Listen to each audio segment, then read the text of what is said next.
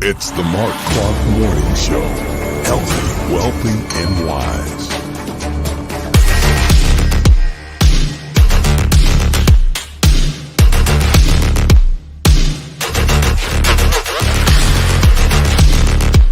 It's barely morning, and somehow Marc Clarke has to wake up. Of course, Marc has a little help.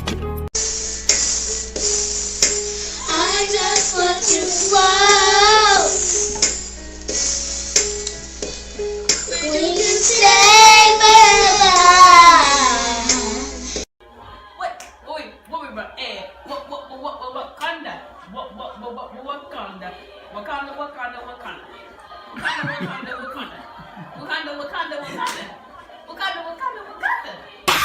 Level up, level up, level up, level up, level up, level up, level up, level up, level up, level up.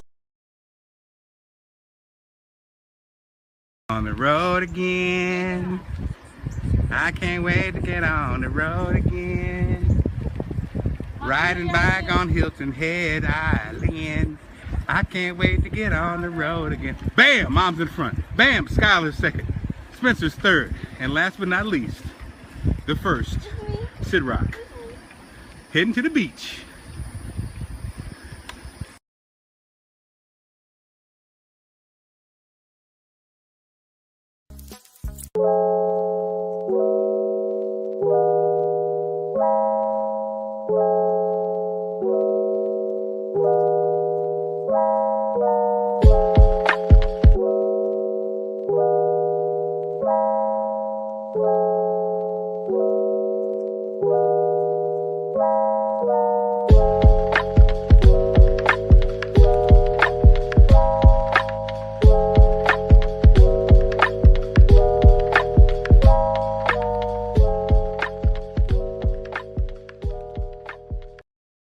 And welcome to the Marc Clarke Show, everybody. It's Thursday. Shout out to all my partners. Royal Moss just got a new shipment in. Just feeling great about that. Today we're talking about men's health. That's right, men. It's our day. Yes, we're talking about men's health. I have a panel of my brothers, and we're going to keep it real in the conversation. Yesterday we talked about women's health. Friday we're talking about women's health, and today it's for the fellas. And coming up first on the microphone, a friend of many years. He is a mover, a shaker. He's a head honcho, a top dog, a booger with the sugar. Stan Richards joins us. What's going on, Stan? How you doing, bro? Hey, Marc Clarke. How you doing, brother? Everybody knows Stan. Stan is the man, and Stan has got an amazing story. And Stan, I'm just glad you're joining us. Amazing family. It's a privilege to be your friend, and I'm glad you're joining us on the panel today. I got to bring my man in, Bootsy Vegas, who is my co-host, is in the building. Bootsy, hello, Stan. Do you know Stan, Bootsy? Do I? What? Positive Black Men Coalition. Me and his nephew Sam been friends since high school. The #1 promoter on Thanksgiving and all holidays and Super Bowls. That Stan, I've never met him. I have no idea who he is. I've never met him. And last but not least, the young blood in the building. This brother is making moves in the physical space, in the training space, health space, and again, an actor. You know, he's a charmer. He's again, ladies and gentlemen, bring to the court. Leo Court is in the building. What's up, Leo? How you doing? What's up, everybody? How y'all doing? So yeah, man. We got a little diversity going on here. Like I said, Leo's a young lion, and Bootsy's the halfway young lion, and me and Stan are the elder lions. Oh, Simba. That's what you are. You Simba. Okay. As we look over into the valley, no, so guys, I wanted to have you on because, Leo, health and fitness, that's your specialty. Right. Stan and Bootsy are survivors, okay? You guys, it's more than a theory with you guys. You guys have been through it and came through the other side. And so, man, number one, especially black men, there's this, I don't say it's a myth because I think it's reality. Black men and the fear or not going to the doctor. Right. I think a lot of it might be what you've been brought up with and what you're exposed with. My mother, I'm an only child. My mother had diabetes. So the good news was my mother she definitely took care of herself. She wasn't the healthiest person, but my mom regularly went to the doctor, regularly took her medicine, regularly wrote down her insulin shots. So therefore, I witnessed that. So when I became a certain age, I, regularly go to the doctor, get my physical. It's just a part of my life because that's what I saw. And then the other thing, what I noticed, because this used to always happen to black cookouts, when Uncle Charles got high blood pressure, he done fell out. And he's pre-diabetic, and so I'm like, what's going on here? Well, number one, he never went to the doctor to get the medicine. Number two, he don't like taking the medicine. And I couldn't understand, like, if you got the medicine, if you take your blood pressure medicine, if you take your whatever you got to do, and it's a part of your routine, what is the problem? Because but a lot of cats just don't. So. Let's start with you, Stan. What is it about black men and doctors and black men and not necessarily taking care of this health piece? Again, Mark, thanks for having me on this morning. I just think that it comes from genetics, man. Like not genetics, but it comes from a history of us just not going to the doctor. And for me, when I was diagnosed with prostate cancer in 2015. I had been getting an annual physical every year. That's the only thing I recorded. But and I became an advocate for it. Black men getting the PSA test and getting checked for prostate cancer ever since I was diagnosed. But surprisingly, most of my friends did not go to the doctor. And I have several friends that have stage 4 prostate cancer right now and really suffering behind it. And it's all because they didn't go to get an annual physical. And it just blows my mind why we do not go get an annual physical to know what's going on inside our body. It just blows me away. But more people than enough is not getting these physicals. And it really needs to change, bro. And Stan, the thing about the prostate and guys, that whole finger test, the finger in the rectum and all that kind of stuff. The part about it, and I don't know, guys, if it's when you have kids or whatever, that kind of fear or that conversation is so immature, though, isn't it? It's so immature. Like, yeah, I'm like a guy who's young, 20 something. Okay, maybe your first experience, but when you get to be a certain age, it's like, dude, it's a part of maintenance. It's like getting your oil change, right? But it's a real thing. And so Leo is a younger guy. I mean, is it a real thing, man? Like, are cats seriously not afraid to get a finger in the butt? Because, I mean, is that hype? Yeah, you could be wording this a little bit better, Mark, but go ahead. Yeah, it's the whole concept of how you just said it. Because they make fun of it, the whole finger in the butt thing. It's like an immature joke that people kind of run with. And that's the whole joke. Oh, I don't want no man touching me, all this kind of nonsense. But it's irrelevant when you look at the bigger picture. Well, and the funny part is, guys, Bootsy and Stan, the funny part about men, there are some things, like, it's funny, we have these kind of like, and I think, Stan, our generation, really, a lot of these kind of things that we say as men to show that we're real men. You're with your woman and somebody says, oh, is Leo a good looking guy? I don't know. I don't judge men. Man, right. Shut up, man. We all judge men. And the difference between men is weird. On one hand, we're better at women in this than women are. With men, we got a crew, right? Right. Everybody got the good-looking guy in the crew. You got the charismatic guy in the crew. You got the fat, funny guy in the crew. That's me. And so it's like we go out to the club. You know the bro who's the good-looking guy is going to get the first shot, right? And then we all kind of fall in line. Whereas women, on the other hand, They got that twisted. You know you ain't the fine one, girl. You need to go. So on one hand, guys, we keep it real when it comes to that. But when it comes to other parts, like you said, judging guys or this and that and not being that, we kind of like, even as older guys, we still kind of play those games. What's that all about, Bootsy? No, I mean, I think it's going back just to like the myth and the wording and the messaging of what it is you try to get across.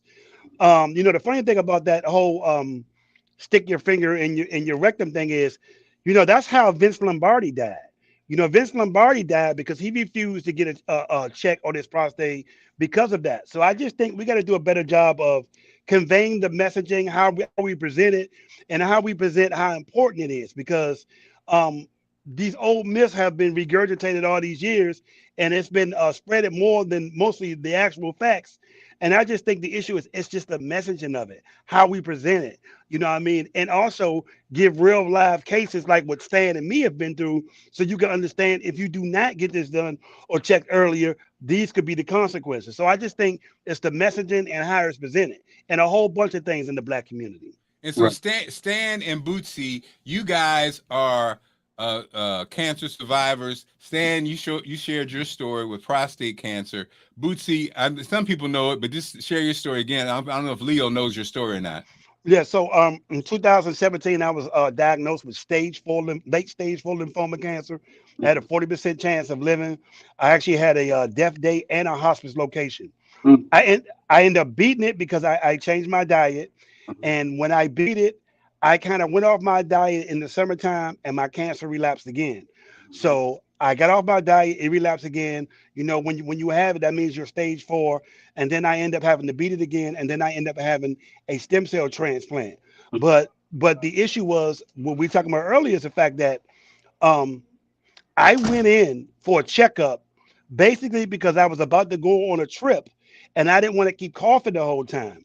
So had I not was about to go on a long camping trip, and I would have never known I had stage 4 cancer.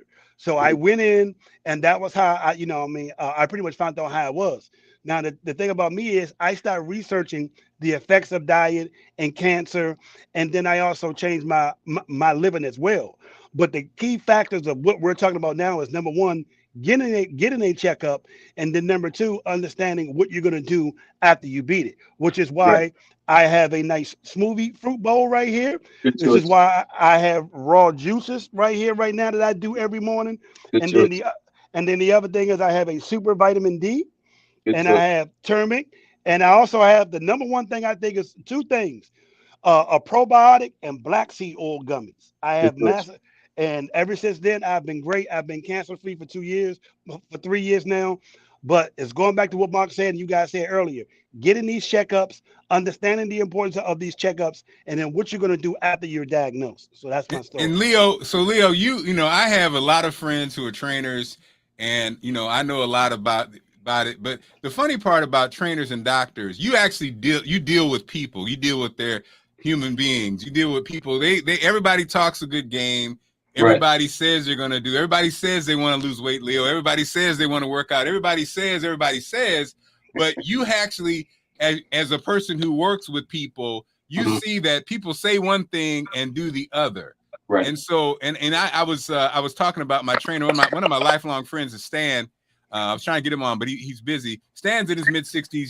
He's a trainer. He's all rocked up still. But and as a trainer back in the day, he was the super, he lived a lifestyle super strict. He still does, but he was also kind of unflinching when he would tell you. Like I tell one of the things he hates when I say it, when I ask him, I said, Stan, so when you see fat people, what do you think? He said, lazy. And so he's since changed that. He's now in his 60s to say, hey man, quit saying that. But I think the thing about it, Leo, when it's training is your business, just like with doctors, you guys kind of looking at it. You're looking at the numbers, right? So, right? If you're talking, because it's calories, it's physical exertion, and so you guys kind of have in a sense, a clinical way of looking at a problem. So if somebody comes to you and says, I want to do blank, and you prescribe to them what they need to do, and they don't do it, a part of you's like, but you see it all the time, Leo. So break down the human aspect of people they say what they say they want, but they don't really do it. But how do you tackle that, and how do you approach it so you don't alienate them, but you kind of hopefully keep them moving? Well, the thing is, you really try to get them off the mindset of what they're not doing and the things that are problems to them, and you want to kind of focus on the small things that they are doing, because sometimes it just takes a little nudge for the person to go forward when they're kind of slipping backwards. So like if I tell you to jump on the elliptical for 30 minutes while you're not training with me, if you decide to go for a walk instead of jumping on the elliptical for 30 minutes because the 30 minutes seem harder, I will encourage that walk. Even if it's a 10-minute walk, I would tell them keep up that 10-minute walk.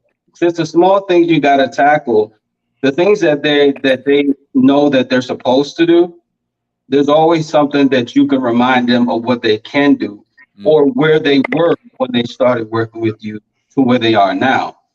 So the best thing to do is just to keep them motivated on those little small things that they are doing right now, instead of concentrating on the things that they're not doing. Because if they're not doing it and you keep reminding them and making them feel bad that they're not doing it, that's not going to push them forward to keep doing it.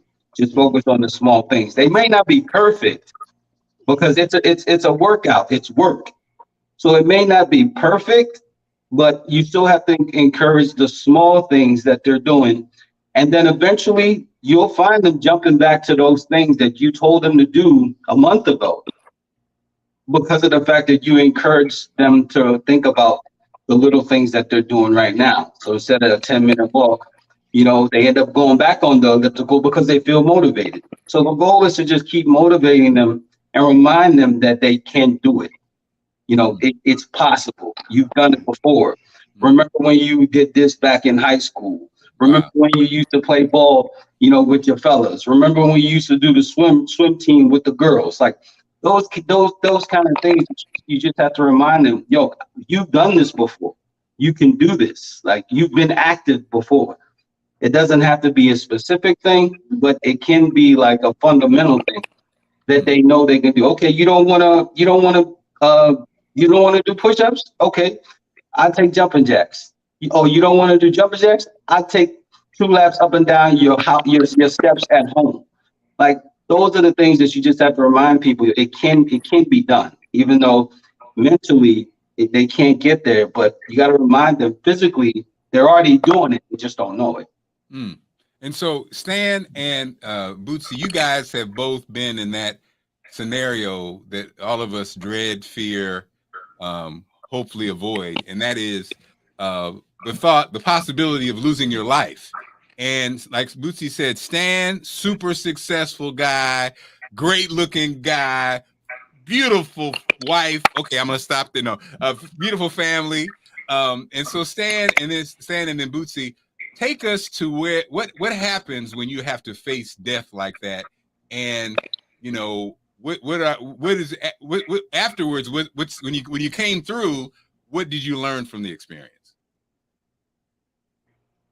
I'm gonna let Stan go first because he's the OG and he's been off a little bit. You back, Stan? Yeah, I'm here. Can Okay. you hear me? Yeah, we can hear you.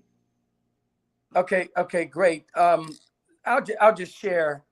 I'll never forget, Mark, when I went into the doctor and they told me I had cancer. And it was so weird because I had just lost my brother like 45 days prior. Just buried him after him living with pancreatic cancer for 9 years. That changed my life.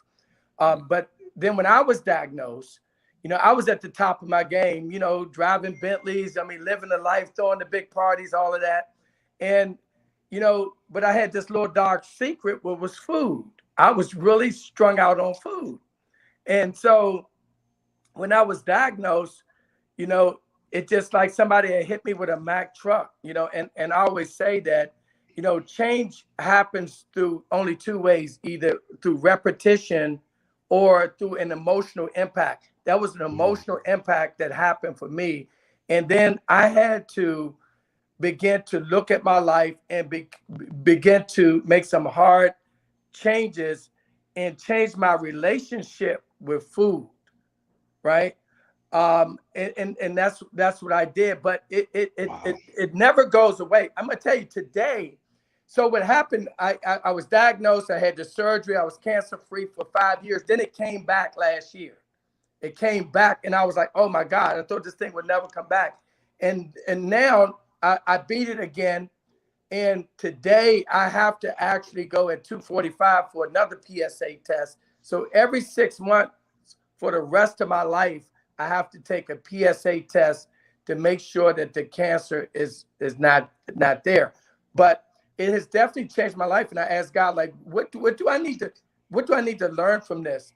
And number one was, I come from a family of good cooks, and we are bad eaters. I mean, my family can cook. Let me tell you, I teach Sharice's family all the time. I said, y'all can't cook over there.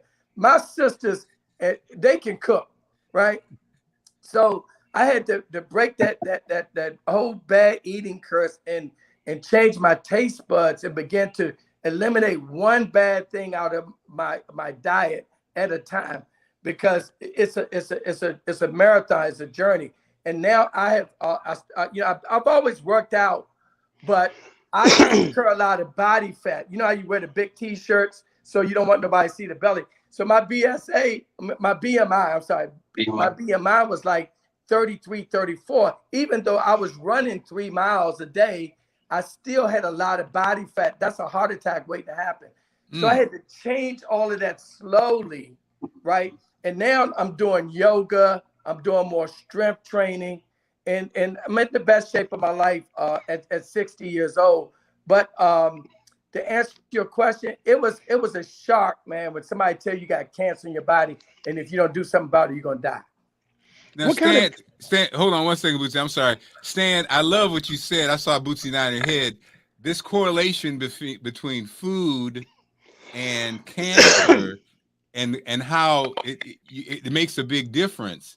And so, Stan, what were some of the foods that are you? Because having the weight loss surgery, that's the one thing I've learned. I think it disrupts your relationship with food, and that's what most fat people or most people have issues. That's it. It's the relationship with food. Food is like your drug. And so Stan, what foods did you have to eliminate, and what foods did you find kind of some vitality with? Obviously, fruits and vegetables, but are there favorites? Yeah, well, I had to eliminate all of these fried foods. Like I'm gonna tell you, Chick-fil-A, I'm telling you, those fries are from heaven. That's why they close on Sunday. I'm telling you, them freaking fries are so good. They gotta be from heaven, right? I was eating Chick-fil-A like every single day, bro. I would eat Chick-fil-A before I come home from to dinner, right? And so I had to begin to change all that. And what I did was I started to eating more vegetables, and just eating more times a day. So what I would do, I would not eat as much. I would only eat like once or maybe twice a day. But when I eat, I would go way overboard, like a crackhead at night. And being an entrepreneur and a businessman, so whenever you're making money, you go eat. And when you're losing money, you go eat, right? So, those things, I had to change those bad habits. Now, when I get up, I do a little vinegar with water. The first thing in the morning, I do that. And then I'll do a protein shake, and then I'll eat some fruit and vegetables throughout the day. And I'm good. I may eat one good meal in the evening. And I try to do that before 7 o'clock. Wow. Okay. And so, Bootsy, you're always an advocate about the food piece, but take us again when you're staring death in the face, and even the thing you guys both face. The funny part is when we hear this, like you said, Stan, and you go, "Oh man, once you have cancer, you have to every 6 months you got to blah blah blah blah blah." But the irony is, we all are in that same space. We just don't know it from a standpoint of whatever you're doing to your body. And again, Leo, you know it, you're a trainer, and you tell people. You not try too harshly, but the reality is you are what you eat, and it can have this effect. So, Bootsy, what about you? Facing death and then the change. Yeah. So what happened was I was in complete shock, because I didn't know. When somebody tells you have cancer over 80% of your body, and you need to do chemo starting in a week, And then the other thing is, well, we don't think you're going to make it, but we already had. This was the key word that really struck me. So they gave me all the information, and they said, yeah, we've already located the hospice location for you because we expect your transition to happen around April 2017, and we can assure you that you will transition peacefully. So I was thinking in my mind, like, hold on, like, just it was so much. I'm like, oh no, that's not happening. So it does become the whole shock. But I will say this, and I tell everybody this about all this. Your mind is more powerful than we give it credit for. And I don't understand, I don't always know if people emphasize the importance of positive thinking, who you surround yourself around, how you approach things. You know, there's two types of people in this world. There's a person that think that he can, there's a person that think that he can't. Both of them are right. You just need to decide which one you think you're going to be at that particular time. So I never subscribed. I just felt in my heart after weathering all these storms. My parents died when I was young. I had a son that was 5 years old. I just got finished doing the morning show, my completing the first year, doing the morning show in Richmond in Charlottesville area. And you got to remember, Stan can tell you this, a guy that's playing in the go-go band all his life from DC that ventured to do Donnie Simpson, that's a big feat coming from him. So I'm like, there's no way it's just going to end like this for me. I just, in my mind, I just could not do it. But the other thing was I placed a phone call to Verdi and White from Earth, Wind and Fire, and he put me on the phone with a dietitian. And the transition for me was, do you know how you got here? And do you know what the foods that will affect you during your cancer treatment? So the first thing I learned was processed meat, dairy, and sugar is your enemy. Like they completely told me, you should eliminate it right now. They said the next thing is go get some spring alkaline water right now and drink at least 100 ounces a day. And they tell me go get a vitamin C, a vitamin D, and a multivitamin. And that started my transition to plant-based alkaline. Now, the other thing about that I learned was when you have a stem cell transplant, they give you a dietitian. And the dietitian at Georgetown Hospital told me something that really stuck with me. He said, you know, I see all these trainers out here. I understand people getting exercise. But he said, let me tell you this. You cannot outwork a bad diet. He said, man, if you eating garbage and you eating crap, no matter how many times you exercise and all that, it don't matter. And he said, it's called diet and exercise for a reason. And diet is always the most important word. So when I started understanding that my food and what I was eating and my lifestyle was a direct correlation to me being sick, that started my transition from changing, which is why now every day I have a fruit smoothie, I have raw juices, and I have a probiotic, vitamin C, turmeric, and black seed oil. So for me, every day I wake up, I have to start my morning with at least something healthy. 50% to 70% of my day, I have to eat something healthy. I will not never live another day on this earth where I'm eating bad food all 24 hours a day. That cannot exist. But I got the mental part of it, and then I got the understanding of it as well.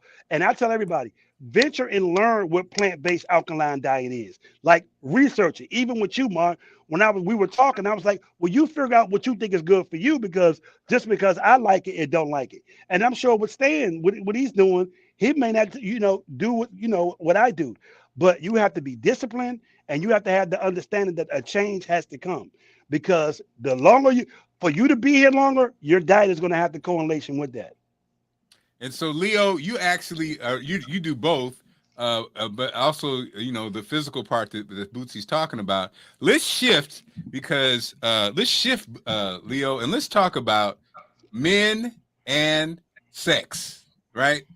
From a standpoint of Well, this show is going everywhere today. I love it. They go together. Stan and I are at a certain age, you know what I'm saying? Leo, again, my friend Stan, my friend Stan, this in St. Louis, he's in the 60s, and he says as a trainer, men, it seems like that's their number one question to trainers is, what can I do with my libido? What can I do to stay, Leo, do you find that to be the case? And what, I know the diet piece is super important. Are there, how do guys keep their vitality physically as we, as we get older? The biggest thing, and people kind of skip over, especially us guys, when we we're trying to be dominant and do a lot of things in life. But the biggest thing is sleep. That's the first thing. Ooh. Sleep is like the number one thing to all of that, because if you don't create enough melatonin inside of your system, it can't protect you from anything else, especially being a guy. So if people overlook melatonin, and if you don't have enough of that, you won't get enough rest. You're going to be mentally fatigued. And if you're mentally fatigued, if you want to add in the workouts, your workouts are going to be horrible. Your endurance is going to suck. And when all that plays a part, then if you're talking about vitality, your libido shrinks every day. If you miss those particular things, you can eat right. You can head to the gym 7 days a week. You can stick to your normal routine. But if you don't get enough rest, you don't have a good balance of melatonin inside of your system to cause you to get enough rest, then all those things kind of fall to the wayside. So sleep. Go for it. Yeah, I just want to know. So, what is melatonin for somebody who's listening who may not understand what that correlation is? Could you just describe what that is? Well, yeah, I'm about to break that part down as well. Okay, my bad.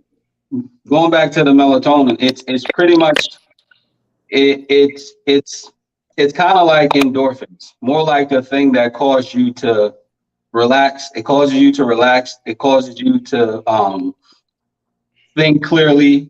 It causes your stress levels to go down, and you can get that. My man, drinking your juices, you can get that out of the things that you're drinking right now, out of the probiotics. Those encourage all that stuff, right? So that's what melatonin is, and if you make sure you have a good balance of that, because it can go away like that. As soon as you feel sleepy, especially like at nighttime, as soon as you feel sleepy, the minute you look at like your TV or your cell phone, that it goes away. And then you'll have to wait another round for the melatonin to hit back in order for you to feel more relaxed and calm down in order to go to sleep. So we already have it inside of our system. We've created with it, but sleep, keeping your stress level down, of course, eating the right things that don't cause your stress level to go up, and exercise plays a part. Heavy weight training, resistance training, as you all know, those are the things for us guys that will keep our libido at a good level. But sleep and stress are the two things that pretty much will kill it. I know. So, for me, I talked about this before. I had athletic performance anxiety, right, when I was super young. Then in my 20s, I experienced performance anxiety in the bedroom. And the funniest thing about that, especially probably when you're young and men, nobody else in the world never had an issue. I'd be like, yo, you with your boys, yo, man, I was, with Tina, and man, I got nervous and I couldn't get it up. And has it ever happened to you? No. That's another form of stress. Everybody was staying. It happened to nobody. I was the only man in the world. Just you, Mark. Never happened. And then as I got older, then I think guys started to feel a little bit more comfortable. Or I guess at the end of the day, the dynamics change. But, that conversation, because the other part about that, when I said I was young, the part that was interesting was, and nowadays more people talk about erectile dysfunction, but back then nobody talked about it. Right. So my first girlfriend, the funny part about it, when I look back on the situation, my first girlfriend, it was an impossible situation. So my first girlfriend, I did morning radio, right, in Alabama. She lived about 45 minutes away with her mom, right? And she had a baby. She had a child. And so her mother, and they were very churchy. So we could not do anything at her mother's house. So I would have to pick her up and her baby and drive back to my house. And then we'd have to try to get it in when the baby was sleeping in the same room. And then she'd be like, okay, now, right? Go. And then after all that, I then had to drive her back 45 minutes and then come back 45 minutes to be ready for the show the next day.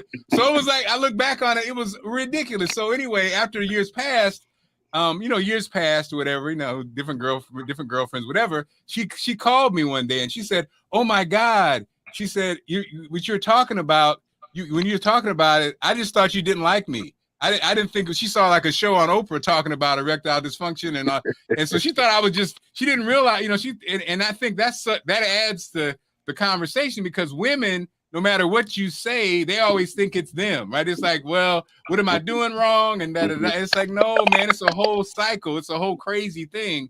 And I think at least nowadays people talk about it. But there was a time, right? You just had to suffer in silence, right? It was tough out in Alabama. It was tough out in Alabama, boy. Woo. Woo. 45 minutes. And I feel, to be honest, and Stan, you be with me. When we came up, at least, I think nowadays boys are more stressed out than we were. Because back when we were coming up, it was like the pressure. We would apply the pressure. Hey girl, we're talking to them. We're trying to get them to do this and do that. I feel like nowadays it's on the guys. Like it's like, all right, do it. And I think the guys are like, huh? But again, you don't see that talked about a lot. So yes, the floor is open, gentlemen, with erectile dysfunction. Any takers? Bootsy? I got nothing. Stan, you go ahead. Well, it's so funny, Mark. I had that same question. I mean, that same talk with my sons, right? About being in a situation like that, and it's so funny because it sparked a memory.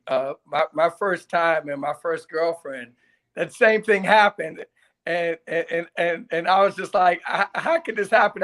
I had rode a bike all the way across town at 10 speed from Brentwood all the way uptown, right? And got there, and then it was nothing, right? And it was so crazy. And so I was like, I'm thinking something's wrong with me. I'm going crazy.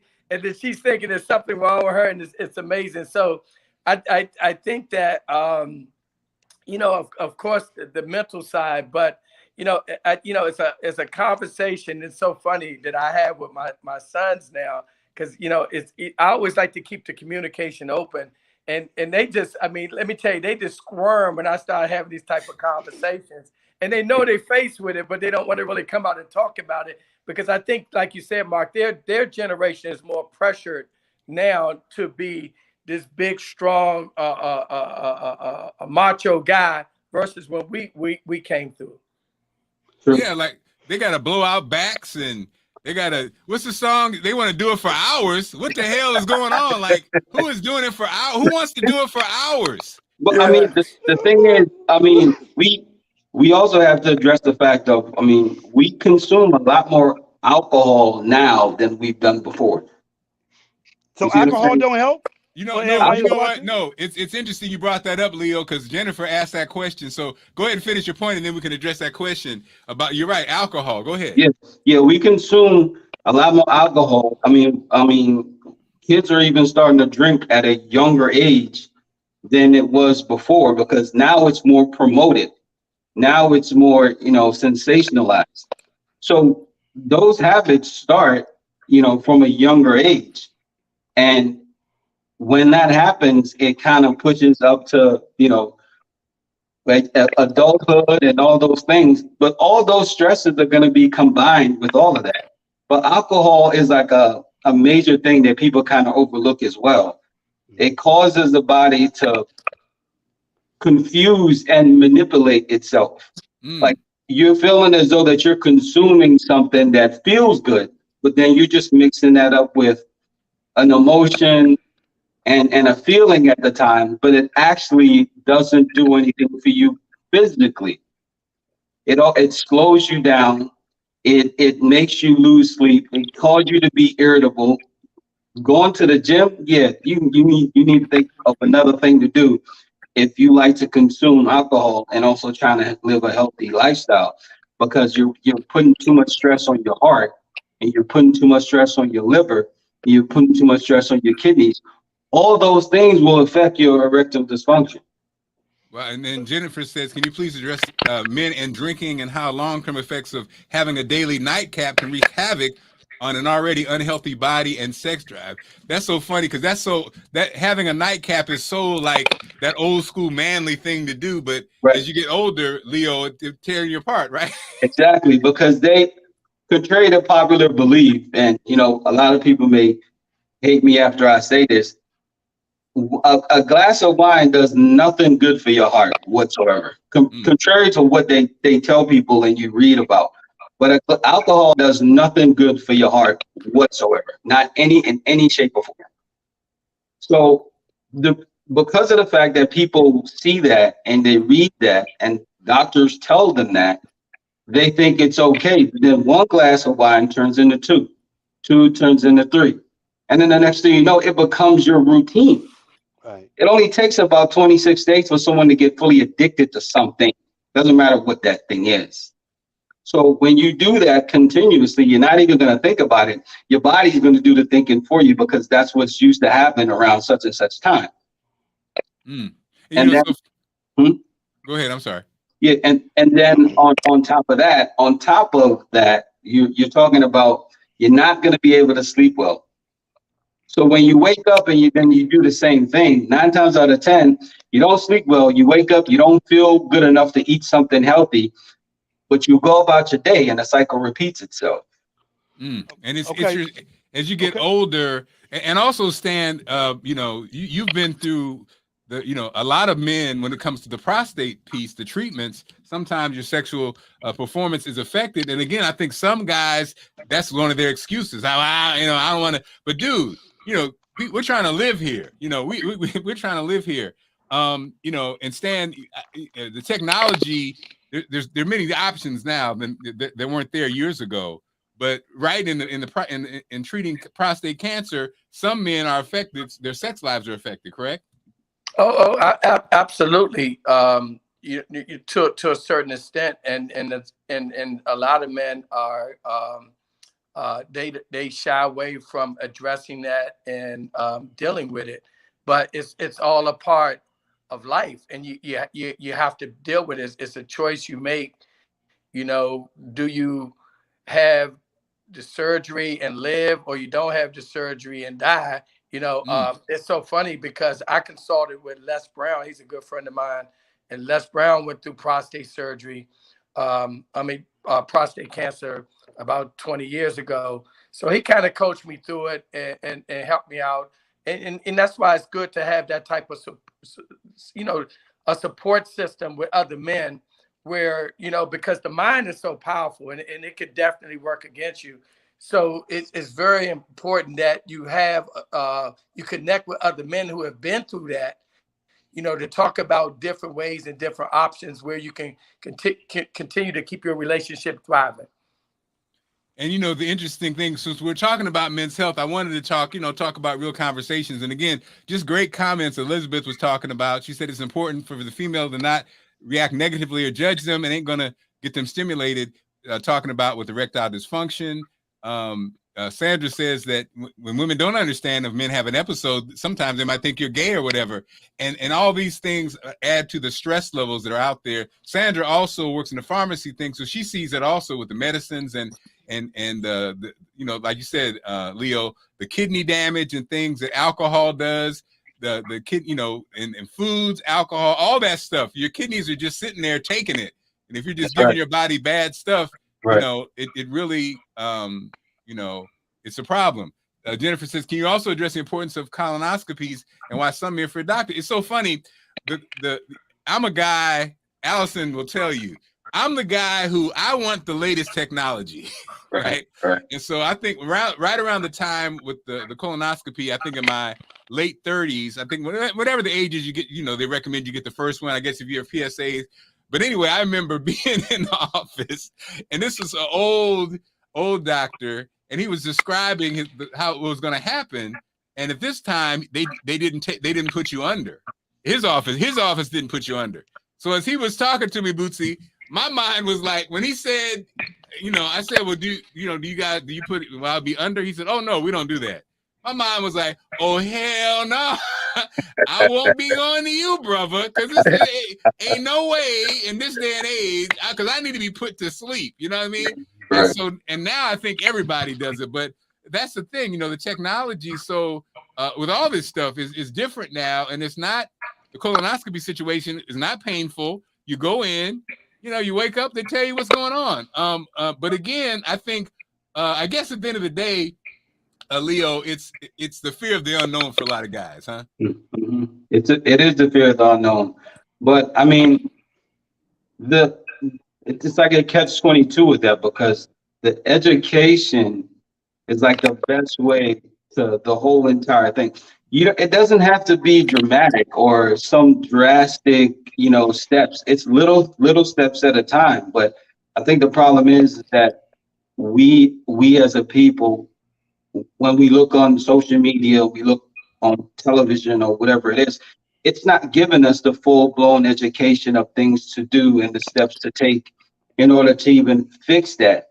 It gives us like we'll be able to put a little Band-Aid or something on it, but we don't go to the cause. They don't give us going to the Come cause. on, Leo. Come on, Leo. Preach now. They just have us get a touch of the symptom, but it's not, that's not the fix, and that's not the key for it. So they dumb us down and show us what's profitable instead of showing us what's more purposeful for us. But at the end of the day, it's just one of those things where I think if we have more education on it and conversations like this, then you'll see people, because heart disease for us men, that's like the #1 killer. Mm-hmm. So at the end of the day, if we control though, because your heart also, it also tells your prostate what to do. It also tells your colon what to do. Even though people can't relate to it and don't think that it works together, it does. Because if there's a blockage here, then there's going to go somewhere else. And at the end of the day, we, and I can't fault people.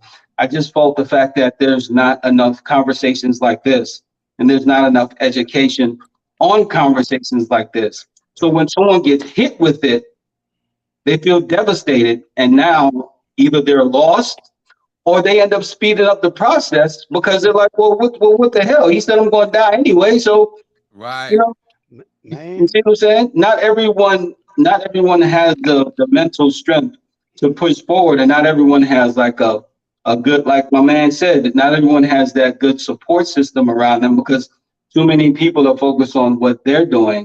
Right. To handle and jump on to what you're doing too. Yeah, and then also people have never experienced it. So it's going back to what you just said was the support and having understanding, or somebody around you that understands. Right. The greatest information I got was I talked to other people that had lymphoma cancer. That was the #1 thing, was having conversations with people who actually live it and experience. That's the right. other thing was, when I had the stem cell transplant, I had no idea what it was. I ended up reaching out to people on Facebook and all that. And when they gave me what it was, it's not that bad. You're just gonna have to focus down for like 2 or 3 months and blah, blah, blah. That changed everything, because that mind thing, that mental thing, when you get these diagnoses, is going to be the determining factor of you going to live or are you going to die. That's a fact, bro. Yeah. It's interesting. Jennifer says, my father-in-law did not believe in doctors, and that fear filtered down to my husband. We as parents need to start at an early age to promote health awareness to our children. Hereditary illnesses can be addressed if we do. Right. And so I wanted to hop in, guys, because, of course, the time is going. Speaking of the mentality, you said something interesting, Stan, and I wanted to talk about this, because I think this rarely gets talked to. Leo, you said it perfectly. The reality is, when you talk about black men, black people in general, right? But you know what? It's not even just black people. It's America. We're not going to go into that, Leo. What you said, Leo, is the system is set up that way on purpose. Right. But since we are talking about black men and health and talk, I wanted to put this out there because, Stan, I think you're a great sounding board, because you actually see all the sides of it. So Stan, for those who don't know, Stan's a very successful businessman, an entrepreneur. And as an entrepreneur, there's ups and there's downs, and Stan also has had a successful marriage. So Stan, what I wanted to tap into was, I think Black people, when we talk about relationships, marriage, all this stuff, it's so frustrating because there's so much, like Leo said, there's so much kind of little things you hear, but not going into the in-depth part of it. You know, when you talk about Black folks and marriage, that whole king of the household or head of the household conversation, that whole this kind, you know, it's almost like these people give bits and pieces, but they don't really talk about, Stan, what it really means when you have a long-term successful marriage, right? What it really means, the financial ups and downs. Sometimes you might be a millionaire, especially entrepreneurs. Sometimes your money's you're broke, you know. But it's and same thing in the bedroom. Sometimes everything is hitting on all cylinders, and sometimes it doesn't. But that is not going to be the end of your marriage, or it shouldn't be.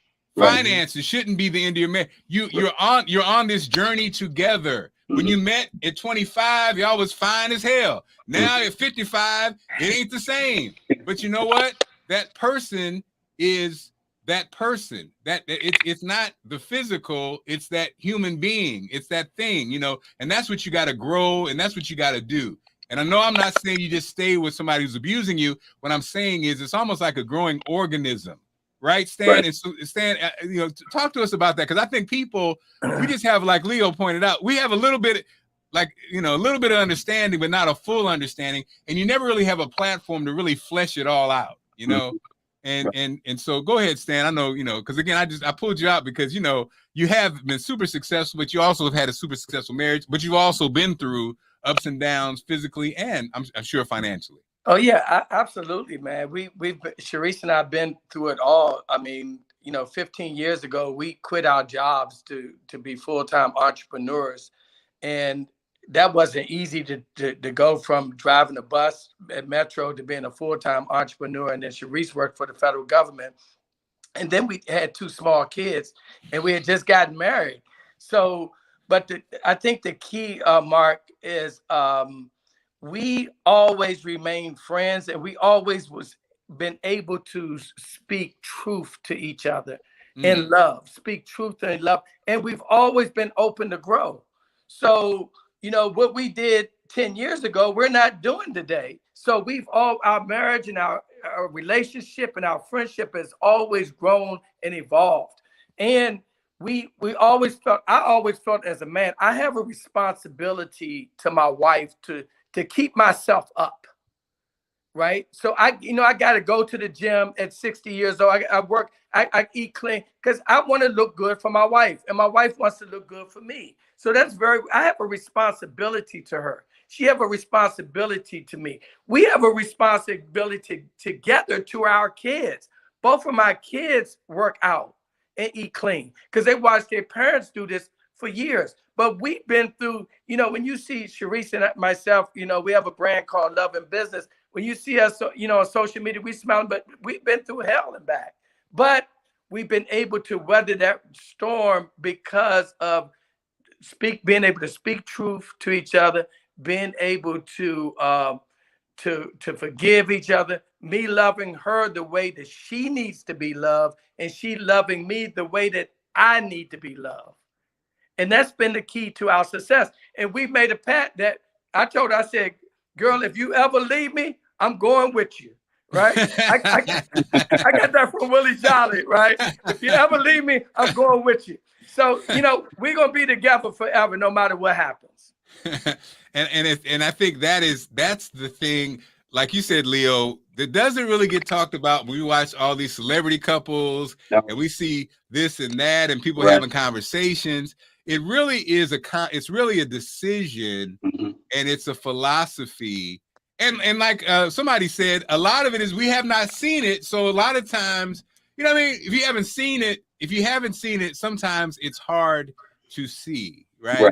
But I think what people don't realize, though, is as Bootsy said, you have the power to claim it and see it with your mind, even if you have not seen it. You know what I mean? You put it in your mind and you say, this is what you want to attract. This is what you want to draw to you. This is what you want that relationship to be. Right. And it starts there. And if it's the other way around, I know this has happened, Stan, to me, and I don't do it as much anymore, but you can't help but do it in relationships, right?